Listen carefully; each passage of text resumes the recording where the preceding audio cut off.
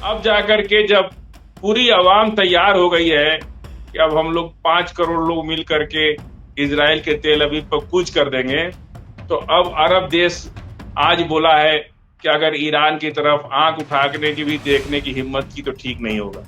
अभी सभी अरब देश के लोगों ने ये महसूस कर लिया कि अवाम में बहुत गुस्सा है, फिलिस्तीन को लेकर लोगों में बहुत नाराजगी है।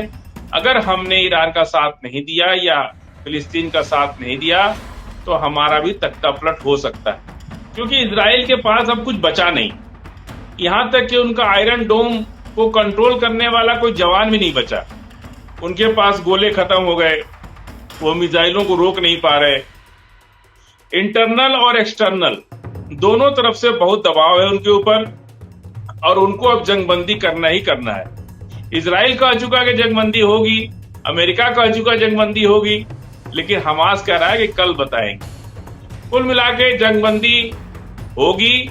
11,000 लोगों को छोड़ना है इजराइल को, और 108 लोगों को छोड़ना है हमास को।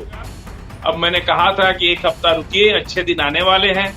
तो अब हम फिलिस्तीन के भी अच्छे दिन आने वाले हैं, और हम लोग की भी एक ख्वाहिश थी कि बहुत जल्दी वहां गवर्नमेंट फार्म हो, पार्लियामेंट में शुरू हो, हम लोग भी मस्जिद अक्सा में चल के नमाज पढ़ें।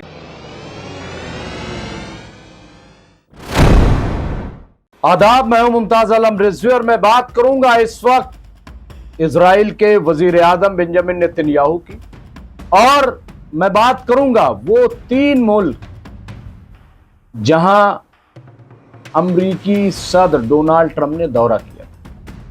मैं बात कर रहा हूं सऊदी अरब, कतर और यूएई की। क्या अब वो बदल रहे हैं, और बदलने के पीछे की वजह क्या है, इस पर भी हम बात करेंगे, क्योंकि जिस तरह से ईरान की हिमायत में बयान दिया है वो बहुत इंपॉर्टेंट है। और एक और अहम बात यह कि बेंजामिन नेतन्याहू, उन पर जो बड़ा इल्जाम अब लगा है कि उन्होंने यहूदी आतंकवादियों की सरपरस्ती की, उनकी मदद की है और उन्हें छूट दी है कि जैसे चाहे फिलिस्तीनियों के मारे। ये ऐसे इश्यूज हैं जिन पर बात करना बहुत जरूरी था, लिहाजा हमने अपने एक्सपर्ट जो फजील अहमद साहब हैं उनसे हमने बात की कि ये जो तस्वीर निकल के आई है ये है क्या। देखिए इस पर उन्होंने क्या बात कही है। उन्होंने जो अरब लीग है, यानी कतर हो, यूएई हो और सऊदी, उस पर भी बहुत बड़ी बात कही, और इसके साथ साथ नेतन्याहू के बारे में क्या कहा, सुनिए जरा। यहूदी आतंकवादी हैं, उनका फुल सपोर्ट जो है नेतन्याहू सरकार ने किया, और उन्हें पूरी पूरी छूट दी गई कि आप जैसे चाहो फिलिस्तीनियों को मारो, काटो, लूटो, कोई आपसे कुछ नहीं बोलेगा। वहां के जो अफसरान है उन्होंने नाराजगी जताई है अब, और कहा कि ये इजराइल के लिए बहुत खतरनाक है। तो जो बात कही जा रही थी नेतन्याहू के ताल्लुक से फजील साहब कि ये पूरा सपोर्ट ये लोग करते हैं दहशत गर्दी का, अब तो रिपोर्ट वहां की आ गई। क्या कहेंगे फजील अहमद साहब? देखिए, ये तो शुरू से नरसंहार वाली कार्रवाई कर रहे। इन्होंने कोई फौजी काम तो किया नहीं, आम सिविलियंस को निशाना बनाया, अस्पतालों को निशाना बनाया, स्कूलों को निशाना बनाया। जो गैर जिम्मेदाराना है और रूल्स के अगेंस्ट है, विरुद्ध है, कि नियम के विरुद्ध है। महाभारत के युद्ध में भी एक नियम तय हुआ था कि कमर के नीचे कोई वार नहीं करेगा। तो दुनिया भर के लोगों ने मिलकर के एक कानून बनाया है। उस कानून को तोड़ कौन रहा है? अमेरिका और इजराइल, यही लोग ना कानून बनाते हैं दुनिया के अंदर। ये खुद ही तोड़ रहे। ये फिलिस्तीन को मिस्कीन समझ के, उनको मजलूम समझ के, उनको गरीब समझ करके उनको गाजर मूली की तरह मार रहे।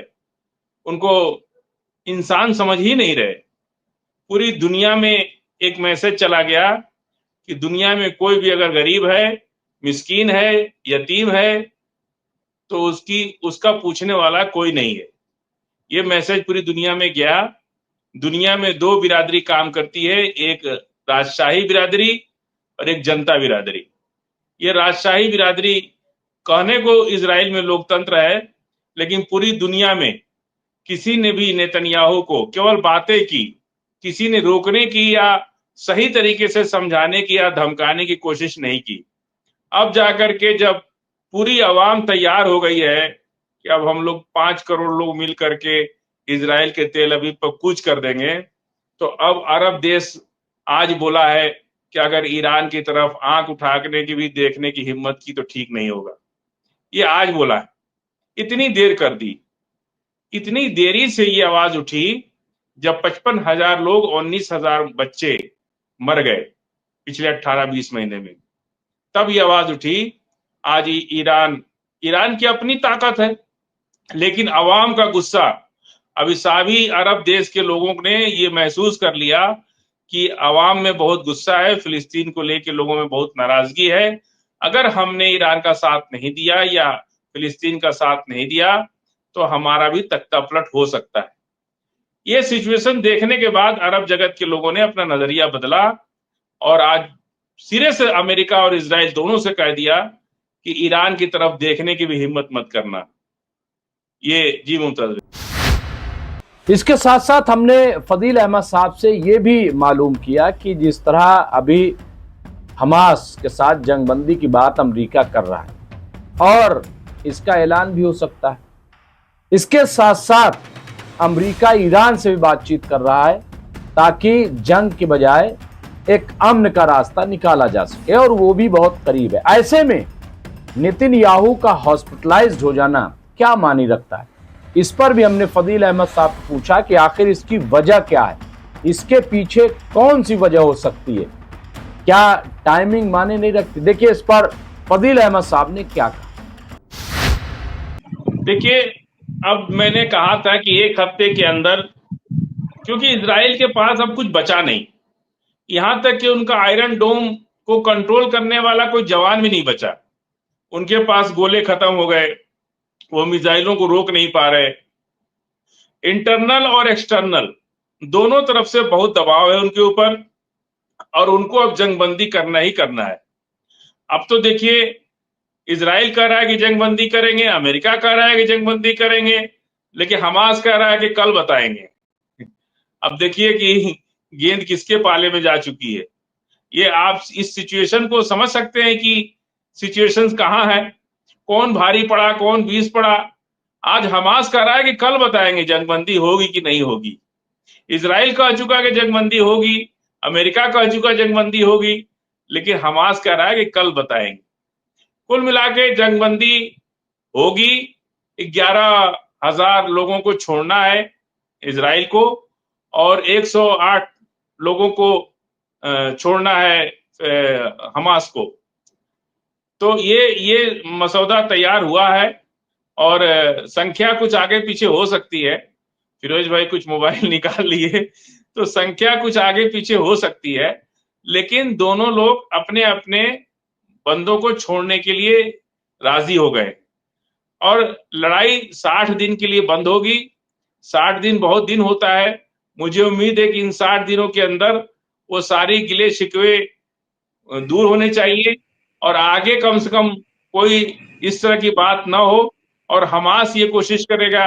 और रहा सवाल अमेरिका, टू नेशन थ्योरी माने ना माने कुछ फर्क नहीं पड़ता। अमेरिका ने तो जब वोटिंग हुई थी टू नेशन थ्योरी की, यूएन में फिलिस्तीन के पहले ही खिलाफ वोट किया था। तो अभी तो वो प्रस्ताव लागू है, अभी वो प्रस्ताव खत्म तो हुआ नहीं है जो यूएन में पास किया, दुनिया भर के देशों ने उसमें वोट किया। तो अभी अमेरिका का हाँ और ना कहने में कुछ फर्क नहीं पड़ता है, क्योंकि यूएन में वो पास हो चुका है, पूरी दुनिया के लोगों ने उस पर अपनी मुहर लगा दी है। अब उसे टू नेशन थ्योरी के तहत अलग देश बनाने की मान्यता दे चुका है यूएन।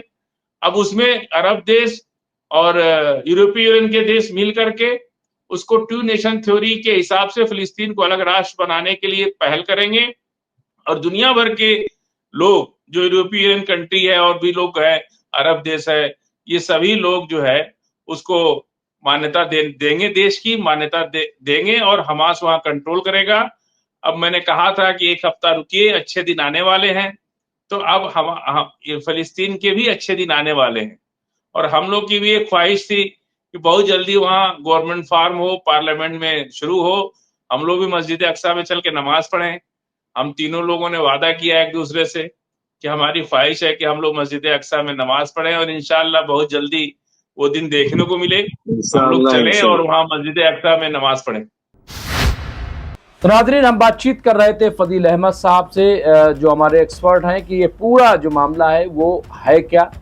तो आपने सुना, और इस तरह की खबरों के लिए आप देखते रहे MMC न्यूज़ इंडिया, और मेंबरशिप भी अगर ज्वाइन करेंगे तो ये हमारे चैनल की मदद होगी। बहुत बहुत शुक्रिया।